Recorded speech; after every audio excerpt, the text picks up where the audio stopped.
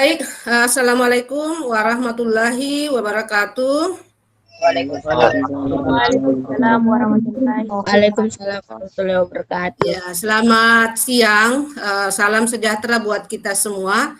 Alhamdulillah pada siang hari ini kita kembali bersama-sama dalam layanan bimbingan konseling. Ibu berharap mudah-mudahan pada hari ini kita dalam keadaan sehat walafiat, dan patut kita bersyukur karena kita masih diberi kesehatan dan kesempatan oleh Allah Subhanahu wa taala untuk berada di room ini dalam kegiatan layanan bimbingan konseling. Sebelum Ibu lanjut, Ibu ingin tahu gimana kabarnya semua, Nak? Gimana kabar tak semuanya? Baik. Ya, alhamdulillah masih dalam keadaan sehat. Oke, sebelum kita lanjut, kita buat dulu kesepakatan kelas. Masing-masing menuliskannya. Nah, ini dia kesepakatan kelas yang sudah kita buat. Gimana perasaannya hari ini? Baik, Bu. Ya, ada yang baik. Yang lain? Baik, Bu. Baik, Bu. Baik semua ya? Baik, Bu. Ada yang kurang konsentrasi dalam belajar? Saya, Bu. Ya, ada ya. Mungkin ada yang merasa mungkin terlalu banyak tugas sehingga ada perasaan-perasaan yang bosan, ada perasaan tidak nyaman. Mungkin ada yang seperti itu. Nah, sebelum kita masuk membahas tentang materi kita hari ini, kita memulai dulu dengan bagaimana kita latihan latihan kesadaran diri atau kondisi kesadaran penuh. Nah, teknik ini bisa kita lakukan. Ya, coba untuk saat ini hentikan dulu apapun yang sedang Anda lakukan. Tidak usah dulu menulis, tidak usah dulu memikirkan apa-apa, tapi fokus dan ikuti instruksi dari Ibu. Bisa dengar suara saya, Nak? Bisa, Bu. Bisa, Bu. Bisa, Bu. Ya. Oke. Ya, Bu. Sekarang untuk latihan kesadaran penuh, ini tujuannya Nak untuk bagaimana kita bisa fokus dalam proses belajar. Ya, silakan kalian tarik napas. Ayo kita mulai 1, 2, 3. Tahan. Hembuskan. Ya. Fokus ya. Nah, kemudian kita ulangi 2 sampai 3 kali. Ayo silakan kita ulang lagi, tarik napas. Tahan dan hembuskan. Nah, sekarang silakan amati apa yang Anda rasakan pada tubuh Anda. Apakah ada perubahan yang kamu rasakan? Sudah, Bu. Ya. Jadi mungkin ketika kita mulai ini bisa kita lakukan setiap misalkan ada pelajaran mungkin yang agak berat, yang agak membuat kita bingung, membuat kita kita kembali untuk melakukan kondisi kesadaran penuh. Nah, ini bisa kita latihan di rumah. Ini sebagai contoh saja bagaimana mengatur napas, dan ini pula bisa kita gunakan pada saat kita misalkan mau tampil di depan umum. Ini mengolah napas sehingga kita tidak tegang di depan orang banyak. Ini salah satu cara untuk bagaimana melatih kesadaran penuh. Oke, kita lanjut ya. Baik. Nah, hari ini kita akan membahas tentang manajemen waktu belajar yang efektif yang dilakukan secara klasikal ya, bimbingan konseling klasikal. Nah, apa tujuan yang ingin dicapai? Yang ingin kita capai dalam proses layanan bimbingan konseling kali ini adalah pertama, siswa dapat mengimplementasikan manajemen waktu belajar yang efektif. Yang kedua, siswa dapat memilih langkah-langkah dalam manajemen waktu belajar dengan efektif. Yang berikut, siswa dapat mengelola langkah-langkah dalam manajemen waktu belajar yang efektif. Nah, sebelum kita lanjut lagi, siapa yang tahu apa itu manajemen waktu? Silakan. Manajemen waktu itu. Ya. kayak direncanakan kayak sebentar mau belajar apa, harus konsisten. Iya. Ya. Gitu. Ya, jadi ada perencanaan ya. Jadi merencanakan sesuatu yang akan dikerjakan itu salah satu poin daripada manajemen waktu. Oke, kita lanjut. Silakan disimak video yang saya akan share. Ya, amati ya apa yang terjadi dengan video ini. Maka diamati. Ini berkaitan dengan manajemen waktu. Kita nonton dulu sejenak.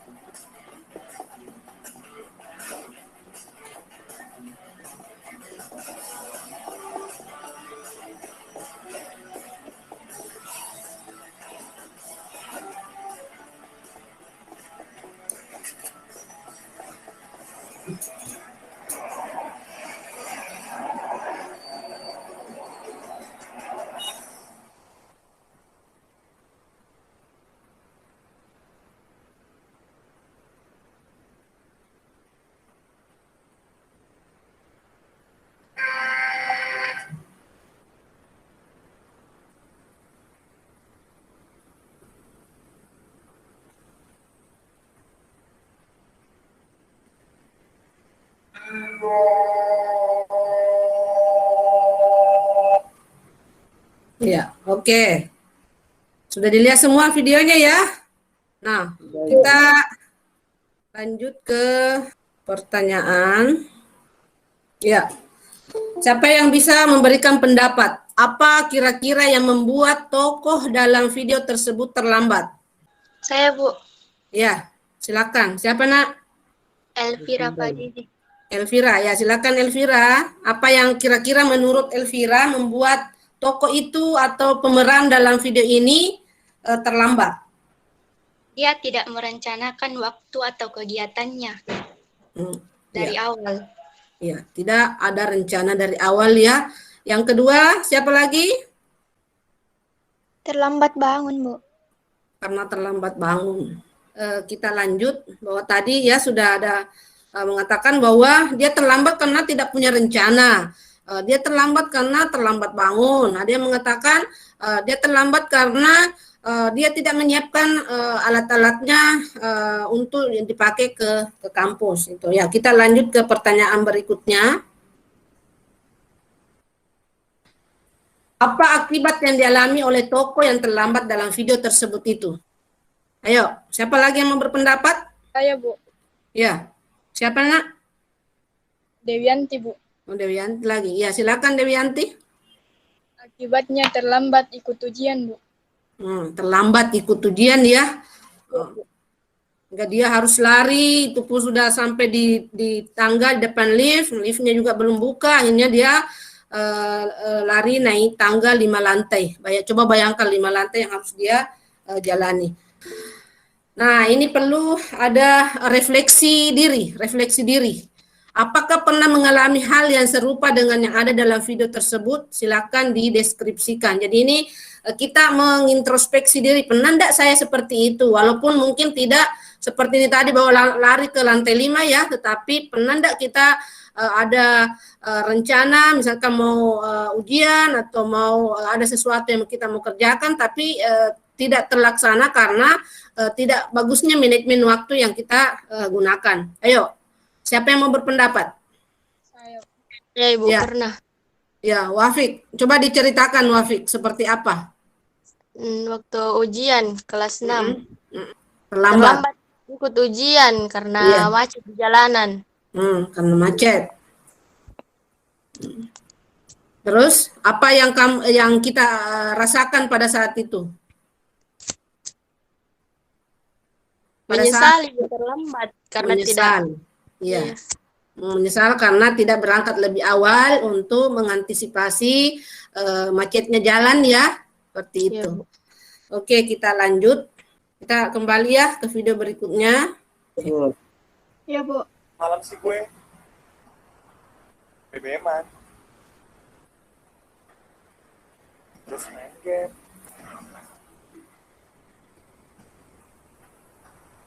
Dan browsing. Nah, tapi gue kemarin juga kerjaan juga susah menjadi. Oh. Tapi sampai jam berapa? Sampai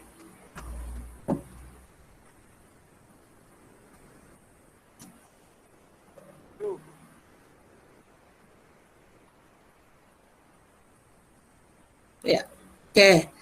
Jadi ternyata dia terlambat karena pada malam harinya dia begadang, dia BBM-an, dia browsing, dia main game. Ya. Itu yang dilakukan oleh toko tadi. Nah, kita lanjut ke materi berikutnya. Nah, coba kita kita merefleksi lagi. Nah, ini sebuah toples yang semula kosong. Ini tadinya kosong, tidak ada isi, kemudian diisi dengan batu-batu besar. Nah, pertanyaannya, apakah dalam toples ini sudah penuh menurut Ananda? Belum, Ibu. Belum ya? Ini belum full. Karena belum full, kita akan mengisi dengan kerikil-kerikil kecil atau batu-batu yang sedang untuk dimasukkan di dalam toples tersebut. Nah, pertanyaan berikutnya, apakah ini sudah penuh? Belum. Ya? Belum, Ibu. Ya, belum ya. Kira-kira kalau belum penuh ini, apa yang bisa dimasukkan dalam toples ini lagi supaya akan penuh? Pasir, Ibu. Pasir, ya oke. Pasir ya, kita mengisinya dengan pasir. Nah, apakah ini sudah penuh? Penuh, Ibu. Ya? Sudah penuh atau belum? Penuh. Sudah penuh. Siapa yang berpendapat penuh dan apakah ada yang mengatakan belum? Oke, karena belum ada yang tidak berpendapat ya, kita lanjut. Nah, ini tadi pertanyaannya, apakah ini sudah penuh? Ada yang mengatakan penuh. Mudah-mudahan yang lain juga berpendapat. Tidak tahu apa pendapatnya yang lain ya. Nah, ternyata belum juga penuh. Nah, tadi setelah diisi pasir itu belum penuh, masih ada sela-sela kecil di antara pasir-pasir itu yang ruang-ruang hampa di antara pasir-pasir itu, makanya diisi dengan air. Nah, ketika sudah diisi dengan air, maka itu baru dikatakan penuh. Oke, nah sekarang ini sudah penuh, sudah ada batu besar, sudah ada kerikil, sudah ada pasir-pasir kecil, kemudian diisi dengan air. Nah, berikut pertanyaan berikut, kira-kira kalau dikaitkan dengan manajemen waktu, apa pendapat Ananda? Ayo, silakan berpendapat. Melakukan hal-hal yang besar, melakukan Ya, Rivaldo. Kenapa? Ayo, Bu. Iya, silakan Rivaldo. Melakukan hal-hal besar, melakukan hal-hal kecil. Ya, jadi kita melakukan sesuatu dulu hal-hal yang besar, kemudian menyusul hal-hal yang kecil. Kalau menurut Rivaldo, hal-hal yang besar dalam diri kalian saat ini apa? Kegiatan-kegiatan besar yang perlu didahulukan untuk saat ini apa? Belajar. Ya. Jadi kita merencanakan sesuatu, kita memang dahulukan hal yang penting, hal yang sangat penting dan sangat mendesak. Nah sekarang ini coba lihat roda emosi yang kita rasakan saat ini. Ini namanya roda emosi Plutchik. Nah ini kalau dilihat dari beberapa emosi di sini, kalian berada di titik mana? Ada di pink kah? Atau di kuning, ada yang biru-biru, ada yang abu-abu dan sebagainya. Senang. Kita berada di mana? Senang, Ibu. Senang. Nah, terima kasih. Nah, kembali lagi tadi seperti yang tadi saya di awal ya, ada latihan untuk kesadaran penuh. Bagaimana kita konsentrasi, bagaimana kita menerima keadaan ini, bagaimana kita mensyukuri apa yang terjadi saat ini, karena memang hal itulah yang dapat kita lakukan di masa-masa pandemi seperti ini. Oke, kalau sudah saya akhiri dengan ucapan terima kasih. Nah, harapan dari materi kali ini adalah mudah-mudahan kalian bisa mengatur jadwal kalian, mengatur diri kalian dengan cara mengedepankan hal-hal yang penting dan mendesak. Dan wabillahi taufiq wal hidayah. Assalamualaikum warahmatullahi wabarakatuh. Silakan mengisi Waalaikumsalam warahmatullahi wabarakatuh. Assalamualaikum warahmatullahi wabarakatuh. Baik, sekarang saya akan merefleksikan pembelajaran yang setelah saya lakukan pada hari ini yang menggunakan teknik pembelajaran berdiferensiasi dan pembelajaran sosial emosional. Nah, pada pembelajaran kali ini terasa berbeda dengan pembelajaran yang selama ini saya lakukan, di mana siswa lebih aktif, lebih interaktif dalam proses pembelajaran.